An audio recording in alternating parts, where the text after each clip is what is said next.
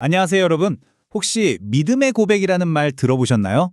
이게 그냥 좋은 말을 하자는 차원이 아니라요. 우리가 입으로 선포하는 것이 어떻게 현실이 될 수 있는지 오늘 정말 강력한 실화 하나를 통해서 제대로 한번 파헤쳐 보려고 합니다. 보이지 않는 것을 믿고 말하는 그 힘에 대한 이야기죠. 자, 시작하기 전에 이 말씀 한번 보세요. 히브리서 10장 23절. 우리가 믿는 도리의 소망을 움직이지 말고 굳게 잡아라. 이게 바로 오늘 이야기 전체를 꿰뚫는 핵심 열쇠거든요. 이 말씀 한 구절이 한 가족의 운명을 어떻게 완전히 바꿔놓았는지 지금부터 그 놀라운 이야기 속으로 한번 들어가 보시죠. 이야기는 아주 간절한 마음을 가진 한 젊은 부부에게서 시작됩니다. 바로 자기 어린 아들의 치유를 위해서였죠. 이 아이의 상태가 어땠냐면요. 태어날 때부터 두 발이 모두 공복 모양, 그러니까 안쪽으로 심하게 뒤틀린 상태였어요. 이 글을 쓴 저자도 한쪽 발이 그런 경우는 봤어도 양쪽 발이 다 그런 건 처음 봤다고 할 정도였으니까 얼마나 심각했는지 짐작이 가시죠? 정말 앞이 캄캄한 상황이었을 겁니다. 자, 그런데 바로 그 기도회에서 이 저자가 직전에 눈먼 여인을 치유하는 놀라운 기적을 경험했거든요. 바로 그 기름 부음, 그 능력이 충만한 상태 그대로 이 아이에게 다가가서 발에 손을 얹고 기도를 시작한 겁니다. 와, 현장에 있던 사람들은 정말 숨죽이고 지켜봤을 거예요. 뭔가 엄청난 일이 일어날 것 같은 그런 순간이었죠. 그런데 여기서 정말 흥미로운 어쩌면 가장 중요한 지점이 나옵니다. 저자는 기도하면서 분명히 느꼈어요. 아, 하나님의 능력이 이 아이 발로 들어갔다. 영적으로는 그걸 확실히 감지한 거죠. 하지만 눈을 딱 떠서 보니까 아이의 발은요? 기도하기 전이랑 똑같은 거예요. 조금도 변하지 않은 거죠. 와, 바로 이 지점. 내가 영적으로 느낀 것과 눈에 보이는 현실 사이의 이 엄청난 간극. 여러분이라면 이럴 때 어떻게 하시겠어요?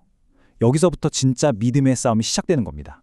자, 바로 이 막막한 상황에서 저자는 부모에게 아주 구체적인 지침을 줍니다. 눈에 보이는 현실은 그대로인데 도대체 뭘 어떻게 하라고 했을까요? 여기서 우리는 믿음의 고백을 굳게 붙잡는 법의 핵심 비결을 배우게 됩니다. 아니, 저자는 무슨 근거로 이렇게 확신에 차서 말할 수 있었을까요? 이게 그냥 긍정적으로 생각하세요. 이런 수준의 조언이 아니었어요.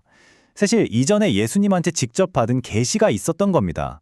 능력이 들어가는 걸 네가 느끼면 그건 치유된 걸로 알아라. 바로 이 지침.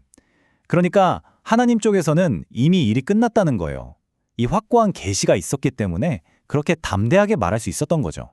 자, 그래서 부모에게 준 지침이 딱 세 가지로 정리됩니다.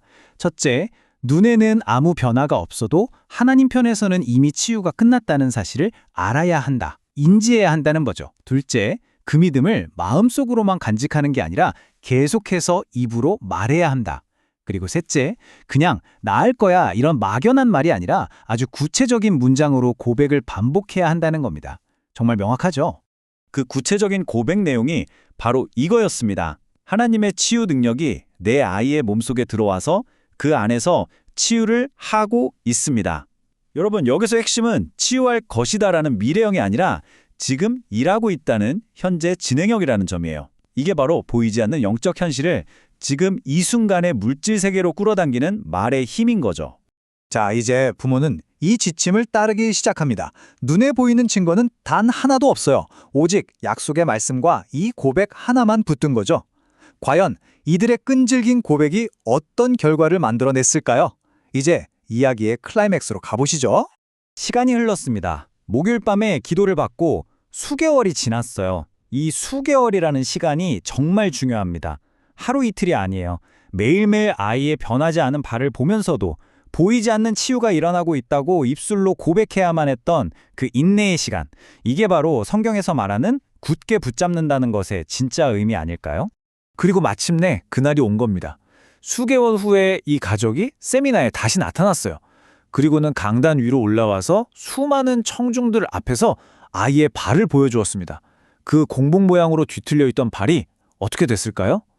믿을 수 없게도 완벽하게 정상적인 모습으로 돌아와 있었던 겁니다. 결과는 너무나 명확했습니다. 부모가 그들의 고백을 포기하지 않고 굳게 붙잡았을 때 보이지 않던 하나님의 능력이 마침내 눈에 보이는 현실로 나타난 거죠. 이건 그냥 우연이 아니에요. 그들의 꾸준한 고백과 이 기적적인 육체의 변화 사이에는 아주 직접적인 연결고리가 있었던 겁니다. 할렐루야! 와, 정말 놀라운 이야기죠. 그런데 이 이야기는 그냥 옛날에 이런 일이 있었대 하고 끝나는 게 아닙니다. 이 원리는 바로 오늘 우리 각자의 삶에도 동일하게 적용될 수 있거든요.